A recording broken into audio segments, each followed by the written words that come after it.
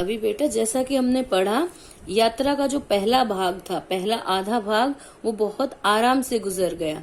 अब जो है वो आगे बढ़े, साउदर्न इंडियन ओशियन में उन्होंने जैसे ही एंट्री की तो जो है अभी उनको चले हुए केप टाउन से आगे बढ़े हुए 2 ही दिन हुए थे।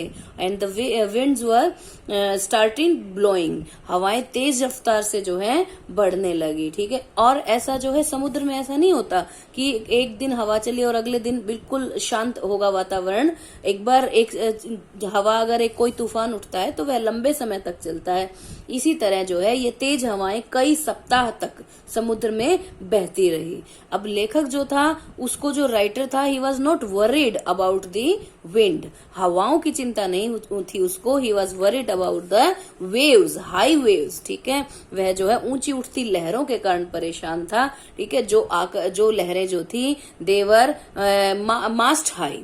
ठीक है, मास्ट क्या होता है बेटा, देखो जहाज के अंदर पतवार लगाने के लिए, जिब लगाने के लिए जो है एक लंबी सा एक पोल लगाया जाता है, आप सबने देखा भी होगा, जिसके ऊपर एक कपड़ा बांधा जाता है ट्रायंगुलर शेप का।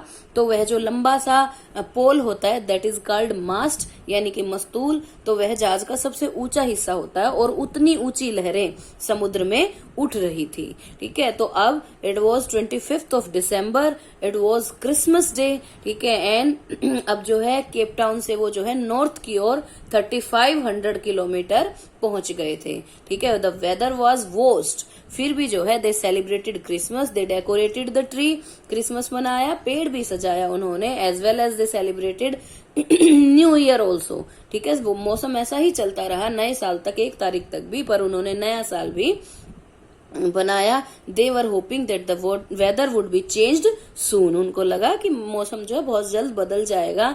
बट ऑन 2 जनवरी जो लहरों का साइज था बेटा वो पहले से भी बड़ा हो गया। ठीक है, अब जो है लहरें जहाज को उतना ऊपर उठा रही थी जितना कि वह उठा सकती थी। अब जो है उन्होंने क्या किया कि वो है जो उनकी बड़ी वाली सेल्स वो जिब थी, वो पतवार तो थी, उन्होंने उसको उतार दिया और वहां पर जो है स्टॉर्म जिब यानी कि छोटी सी एक पतवार लगा दी। इसका क्या रीजन होता है बेटा, जब भी एक पतवार जो होती है वो लगी होती है तो हवा चलने से और उस पतवार में हवा भर जाती है और शिप पुश होता है और उससे जो है जहाज की या नौका की जो है रफ्तार निर्धारित होती है, रफ्तार बढ़ और घट जाती है। तो हवाएं पहले से ही तेज थी, तो जो है ऐसा ना हो और बैलेंस को बनाए रखने के लिए उसको लगाना भी जरूरी होता है। तो इसीलिए बड़ी पतवार को उतार करके स्टॉर्म जिब यानी कि तूफान में यूज करने वाली छोटी पतवार उन्होंने लगा दी। अब बेटा ये जिब जो या पतवार जो इन्होंने चेंज की थी, इसको चेंज करने का मतलब क्या था बेटा कि भाई अब जो है ये लोग तूफान के लिए प्रिपेयर हो रहे थे। They were being ready for the storm. ठीक है, क्योंकि अब उनको निश्चय हो गया था कि भाई तूफान आने ही वाला है। They made some more preparations.